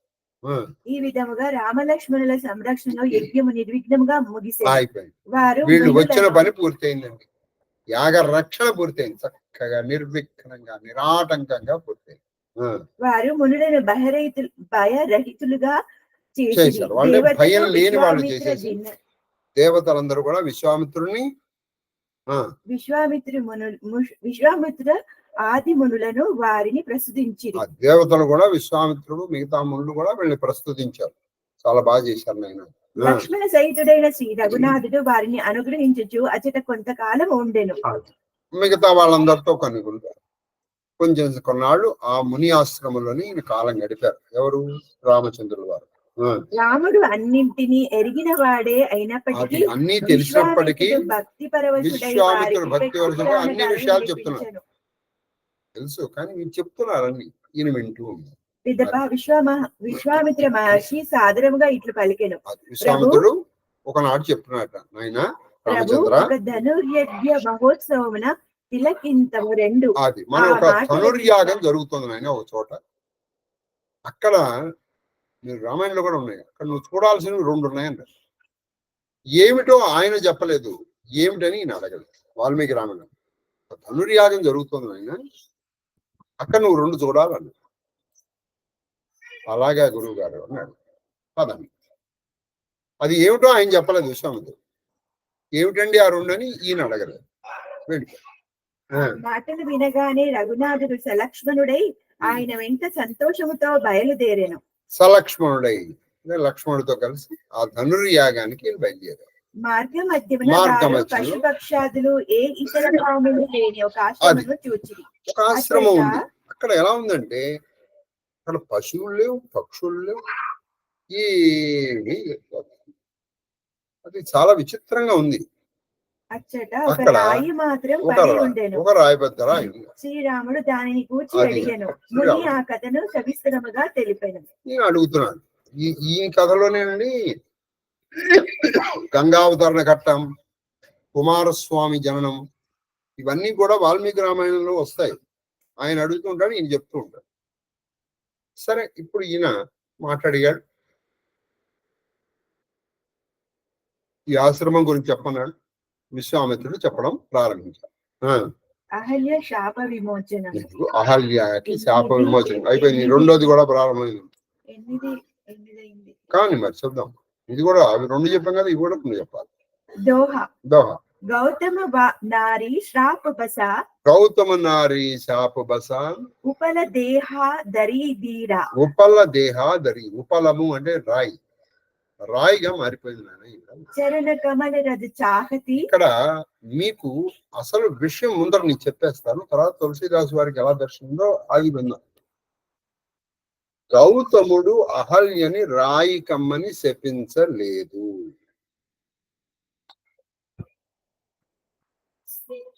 ఇది ముందర గుర్తు పెట్టుకో. ఎందుకంటే అట్లీస్ట్ ఏది ఎలా జరిగిందో మనకు కనీసం తెలుసుకుంది. నువ్వు రాయిపోయి ఆయన ఇంద్రుణ్ణి మాత్రమే శపించాడు. ఇంద్రుణ్ణి శపించాడు.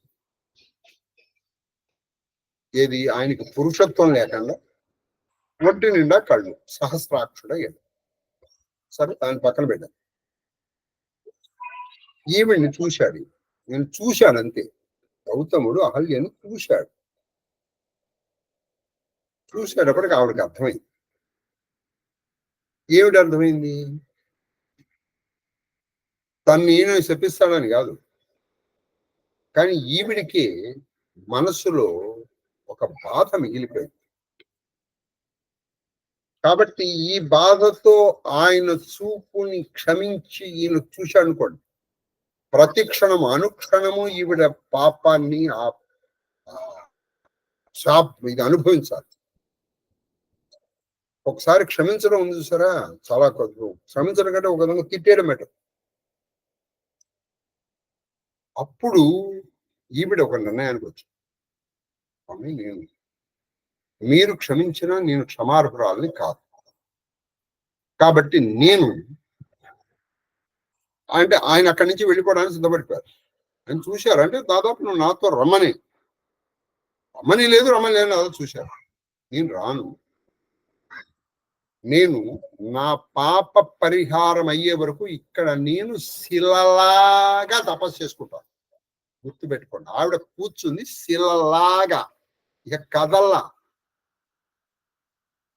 వీళ్ళు కొంతమంది దాన్ని శిలలాగా అనే మాట లాగా తీసేసి శిల అయిపోయింది ఉన్నాయి. అవి తర్వాత అంతే అక్కడ కూర్చుని పోయింది. వాన వచ్చినా ఎండ వచ్చినా వర్షం వచ్చినా కదల్లా. ఆ జరిగింది ఏమి జరిగింది? ఈ రాముడు వచ్చేటప్పటికి శ్రీరామచంద్రుడి నుంచి వచ్చిన గాలి ఆవిడ మీద వీచింది. ఆవిడలో చలనం వచ్చింది.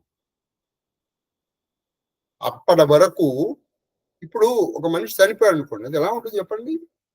చల్లగానే ఉంటుంది కదా, నిర్జీవు.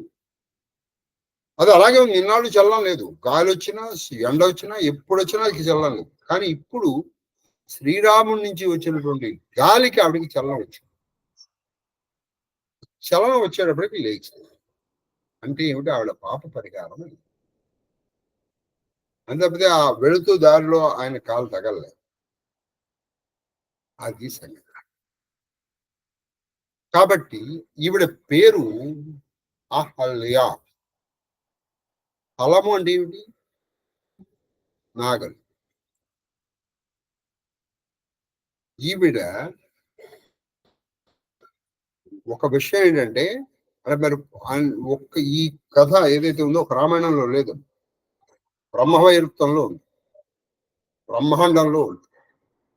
దాన్ని సమగ్రం చేసుకుని, అంటే సమన్వయం చేసుకుని మీరు తెలుసుకోవాలి తప్పితే మీరు నోటుకొచ్చినట్టు మాట్లాడకూడదు. ఆవిడ అహల్య అంటే హలింపబడలేదు ఆవిడ, అది సంగతి. కానీ ఈవిడికి ఒకప్పుడు ఇంద్రుణ్ణి చూసినప్పుడు మనసు లగ్నమైన మాట నిజం.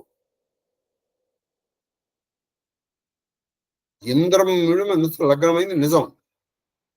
కానీ గౌతముడి భార్యగా వచ్చిన తర్వాత ఆవిడలో ఈ భావన లేదు, ఈ భావన లేదు. ఈయన వచ్చాడు, అదే సమయానికి గౌతముడు కూడా వచ్చాడు. అంతే తప్పితే ఆవిడ పేరే అహల్య. ఈ అహల్య ఎవరో తెలుసో? ఇంకోటి మీకు తెలుసో తెలీదో, శతానందుడు అంటే జనకుడి దగ్గర మంత్రిగాను సచివుడు వాళ్ళ అమ్మ ఈవిడ, సొంత తల్లి. ఈవిడ పరమ పవిత్రురాలు, ఇందులో అనుమానం లేదు. మీరు గోదావరి నది పుట్టుక కూడా వీళ్ళిద్దరే కారణం, అహల్య గౌతముడు. గోదావరి నది ఆవిర్భావానికి కూడా వీళ్ళిద్దరే కారణము. ఎవరు? అహల్య గౌతముడు. కాబట్టి అది అసలు జరిగింది. సరే, ఆవిడ అక్కడ ఒక ఉపలం, ఒక రాయిలాగా ఉంది. చరణ కమల రజ చాహతి, చరణ కమల రజ చాహతి, కృపాకరవు రఘువీర, కృపాకరవు రఘువీర. గౌతమ మహర్షి ధర్మపత్ని అయిన అహల్య శాపవశమున శిలై, అది గౌతమ మహర్షి అయినటువంటి భార్య అయినటువంటి అహల్య శాపవశమున శిలయై నీ పాదకమల రేణువును కాంక్షించుచున్నది, నీ పాదకమల రేణువుని కాంక్షిస్తోంది అన్నది. రఘువీర. కానీ అక్కడ వచ్చింది ఏంటంటే ఆ గాలి, ఈ రేణువు కూడా వెళ్ళలేదు. ఆ పతివ్రతని ఈయన చేస్తారు. రఘువీర ఆమెపై కృప చూపుడు అని రఘువీర పలికెను అని చెప్పారు. నెక్స్ట్ చంద్ 16 లైన్లు ఆయన తింటున్నాను. అవి 2 చదివితే ఇది 2 చదవటం. చంద్ పరసత్ పద పావన శోక, పరసత్ పద పావన శోక, न पावन प्रकट भई, न पावन प्रकट भई, तप पुंज सही, तप पुंज सही, देखत रघुनायक, जन सुखदायक, सन्मुख होई, कर जोरी रही, अति प्रेम अधीरा, पुलक शरीरा, मुख नहीं आवही, वचन कही, अतिशय बड़बानी, चरण ही लागी, जुगल नयन जलधारा वही, धीरज मन कीन्हा, प्रभु कहू, चीन्ह रघुपति, कृपा भगति पाई, अति निर्मल भानी, अस्तुति तानी, ज्ञान गम्या, जय रघुराई, मैं नारी अपावर, प्रभु जग पावक, रावण रिपु, जन सुखदाई, राजीव विलोचन, भव भय मोचन, पाहि शरणाई, मुनि श्वास जो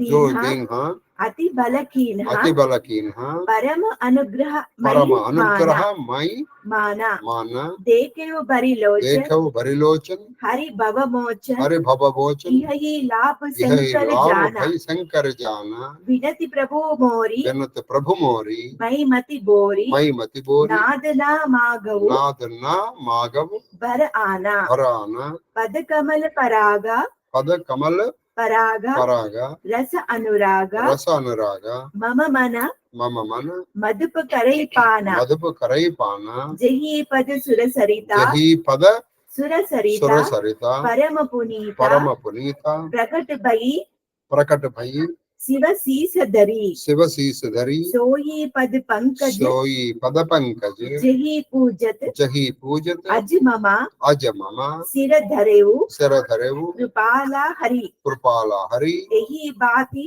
యహి భాతి సిదారి గౌతమ సిధారి గౌతమ నారి నారి బార్ బార్ హరి చరణ పరి బార్ బార్ హరి చరణ పరి जो अति मन भाव దో అతి మన భావ सो भर पावा శోభర పావ गईपति लोका గై పతి లోక आनंद भरी ఆనంద వరి పవిత్రమైన శోక నాశకమైన శ్రీ రామపదము అది సోకినంతనే పవిత్రమైనటువంటి పాపనాశనట్ల శ్రీరామ నుంచి పాదముల నుంచి వచ్చిన గాలి సోకినంతని ఆ మహత్ తపస్విని అయిన మహత్తపస్వని అయిన అంజలి లేచిన ఘటించెను. అంజలి ఘటించెను.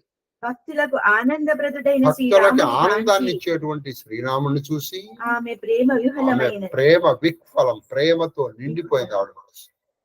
పులకిత గాత్ర అయినది ఆమె పులకిత నోట గాత్ర. మాటయే రాలేదు అంటే చక్కగా గూర్పాడు ఆవిడకి నోట మాట రాలేదు ఆనందం ఆ, అత్యంత భాగ్యశాలి అయిన అత్యంత అహల్య భాగ్యశాలి అయిన ప్రభు అహల్య చరణములకు ప్రణమిల్లెను అది ఆ ప్రభు చరణములకు నమస్కారం చేసి కన్నీరు సంతతధారగా కన్నీరు. ప్రవహించెను ఆ కన్నీటితో ఆయన పాదాలని కడిగింది దాదాపు ఆ, ఆమె ధైర్యమును కూడగట్టుకొని భక్తి ధైర్యమును పారవశ్యంతో కూడగట్టుకొని నిర్మల వాణితో అది శ్రీరామచంద్రుని భక్తిని ప్రభువా కూడగట్టుకొని గుర్తించి స్తుతింపసాగెను.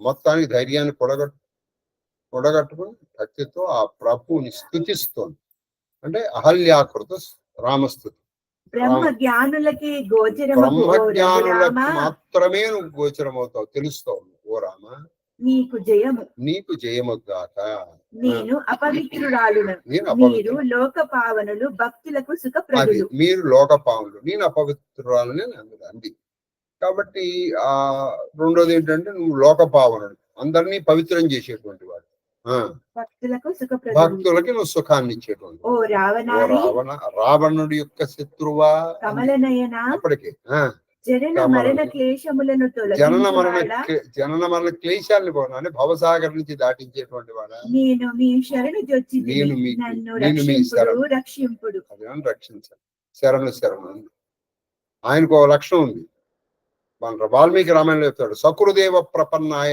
తవాస్పీతి యాచితే అభయం సర్వభూతేభ్యో దదామ్యేతత్ వ్రతం మమ అన్నారు ఆయన రాఘురామ చెప్పు ముని నాకు శాపమిచ్చి మేలే చేసెను, అది ముని నాకు శాపం ఇచ్చి మేలే చేశారు దానిని నేను పరమానుగ్రహంగా అది భావించును. నాకు పరమానుగ్రహం ఎందుకంటే నాకు తపస్సు చేసుకునే అవకాశం వచ్చింది ఆయన నన్ను క్షమించేశాడు అనుకోండి నేను ఇది ఎలా ఉంటుంది పాప పరిహారం కాదు దాని వలన మోక్షప్రదాత అయిన శ్రీహరిని నేత్ర పర్వముగా అది ఆయన దర్శించుకోగలిగితే ఇలా ఉండమంటాడంటే నాకు మోక్షాన్ని కూడా ఇవ్వగలిగిన శ్రీరామ దర్శనం నాకు లభించింది అది, మీ దర్శన భాగ్యమునకై ఆ పరమశివుడు కూడా అది తహతహలాడు. మీ పర్సన్ కాల్ని పరమశివుడు కూడా నిరంతరము కోరుకుంటుంటాడు తహతహలు అడిపోతాడు కోరుకుంటాడు నేను మందబుద్ధిని, నాకు ఒక నాకు వరమును మందబుద్ధి. ప్రసాదింపుడు. నాకు పెద్దగా తెలియదు అయితే నాకు ఒక వరాన్ని ఇవ్వగలిగితే నేను చాలా సంతోషం నా మనసుడి మధుపము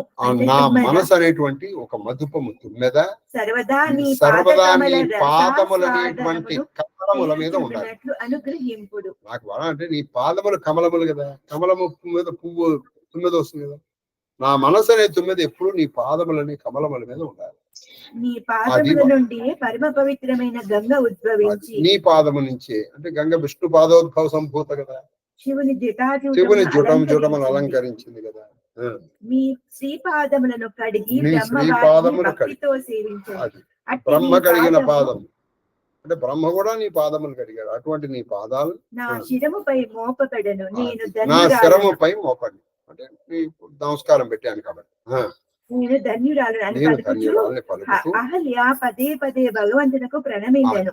మాటి మాటికి ఆయనకి నమస్కారం చేసింది. తాను అడిగిన వరములను పొంది అహల్య మదానందముతో అది తన పైకి అడిగిన ఉండి వరాలు పాదముల ఇచ్చాలైనా చెంతకు అమ్మా నువ్వు ఎప్పుడు చేరెను. నా పాదాలు నీ దగ్గరే ఉంటాయి, నా ధ్యానంలోనే నువ్వు ఉంటావమ్మా అని చెప్పారు. ఆవిడ చాలా మహదానందాన్ని పొందింది. తర్వాత దోహ అస ప్రభు దీన బంధు హరి అస ప్రభు దీన బంధు హరి కారణ రహిత దయాల కారణ రహిత దయాళ తులసీదాసు సటతే తులసి సటతి భజు భజు చాడి కపట చాడి జంజాల. కపట జంచాల. శ్రీ రామచంద్ర ప్రభు దీన జన బాంధవుడు. అది శ్రీరామ ప్రభు అంటే దీన జనులకి ఆయన బంధువు. అవ్యాజ కరుణా పారి అవ్యాజకరం అంటే ఏ కారణం ఉండదు ఆయన మనల్ని రక్షించడానికి. ఓ మూఢ మనసా, ఓ మూఢమైన మనస అని తులసిదాస్ చెప్పుకుంటున్నాడు. ఈ కపటములైన జంజాటములను వదిలి ఆయనను భజింపు అని తులసిదాస్ చెప్పుకుంటున్నాడు. ఎందుకేమో ఈ కపటమైన నాటకాలు అటు హాయిగా ఆయన్ని భజించుకుంటూ అని తులసిదాస్ చెప్పుకుంటున్నాడు. తర్వాత రేపు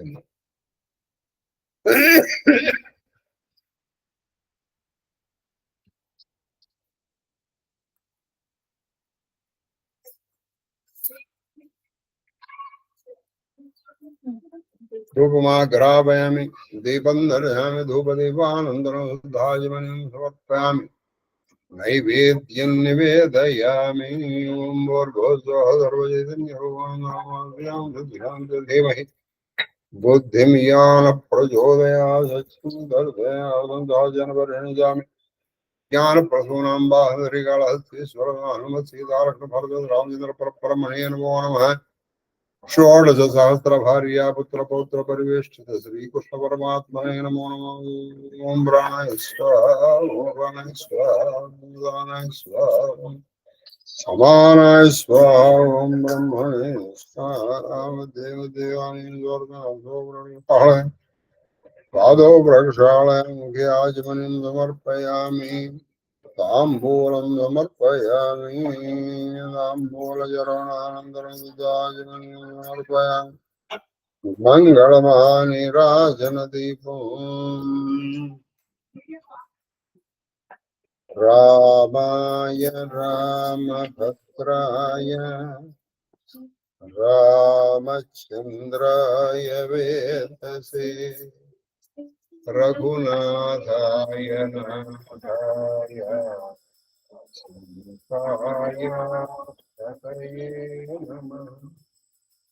మృత్యుంజయాయ రుద్రాయ నీలకంఠాయ శంభవే మృదేశాయ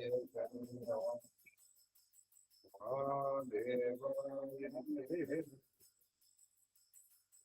కర్పూరనిరాజనం శుద్ధాజమనిం సమర్పయామి. నమస్కరోమి హర నమః పార్వతీపతయే హర హర మహాదేవ.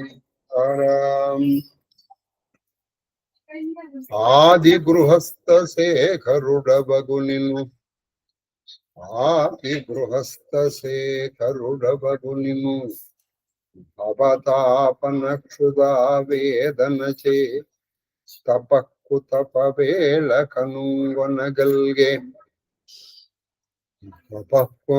ఆది గృహస్థ శేఖరుడవైన నిను ఆది గృహస్థ శేఖరుడవైన నిను భవ క్షుధా వేదన చే తపక్కు తపవేళ కనుగొనగల్గే. బ్రహ్మ విద్యోదన భిక్ష నాదు హృదయ పాత్ర హృదయం పను పాత్రమున పెట్టవే ఆదరముప్ప. పునరయాచిత వృత్తి సుఖిం పునీశ్వర. చామరం వీచయామి. స్వస్తి ప్రజాభ్య పరిపాలయంతాం న్యాయేన మార్గేణ మహిం మహేష. బ్రాహ్మణేభ్యः శుభమస్తు నిత్యం. లోకాः సమస్తాः సుఖినో భవంతు. కాలే వర్షతు పర్జన్యः పృథివీ సస్యశాలినీ దేశోऽयं శోభరహితో బ్రాహ్మణా సంతు నిర్భయా పుత్రః పుత్రిణః సంతు పుత్రిణః సంతు పౌత్రిణః సదనా సదనాంతు జీవేమ శరదాం శతం సకుటుంబం సశివ పరివారం రక్షन्तు సర్వే జనాన్ రక్షन्तు సర్వ ధర్మబద్ధ మనోరథ ఫల సిద్ధిరస్తు తమోన నివారణోస్తు ధర్మస్య నాశోస్తు ధర్మస్య విజయః. సర్వం శ్రీకృష్ణ చరణారవిందార్పణమస్తు.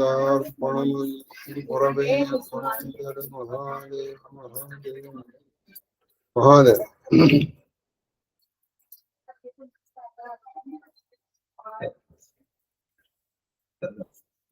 మహాదేవ మాస్టర్ మహాదేవ మహాదేవ మహాదేవ మహాదేవ మహాదేవ మహాదేవ శాస్త్రి గారు. మహాదేవ మహాదేవ మహాదేవ గురుగారు. మహాదేవ మహాదేవ మహాదేవ నాయన కేక్యూ. మహాదేవ గురుగారు. మహాదేవ మహాదేవ మహాదేవ మూర్తి గారు. మహాదేవ మహాదేవ మహాదేవ గురుగారు. మహాదేవ మహాదేవ మహాదేవ తల్లి మహాదేవ మహాదేవ మహాదేవ గురువు గారు. మహాదేవ మహాదేవ మహాదేవ మానసమ్మ గారు. మహాదేవ మహాదేవ గురుగారు, మీ పాద పద్మములకు నా శిరస్సు వంచి ఎత్తుకోట నమస్కారాలు. అమ్మగారి పాద పద్మములకు నా శిరస్సు వంచి ఎత్తుకోట నమస్కారాలు. మహాదేవ మహాదేవ మహాదేవ మహాదేవ మహాదేవ మహాదేవ తల్లి కన్నప్ప. మహాదేవ గురుగారు. మహాదేవ మహాదేవ మహాదేవ గురువు గారు. మహాదేవ మహాదేవ మహాదేవ తల్లి శ్రీలలిత. మహాదేవ గురువు గారు. మహాదేవ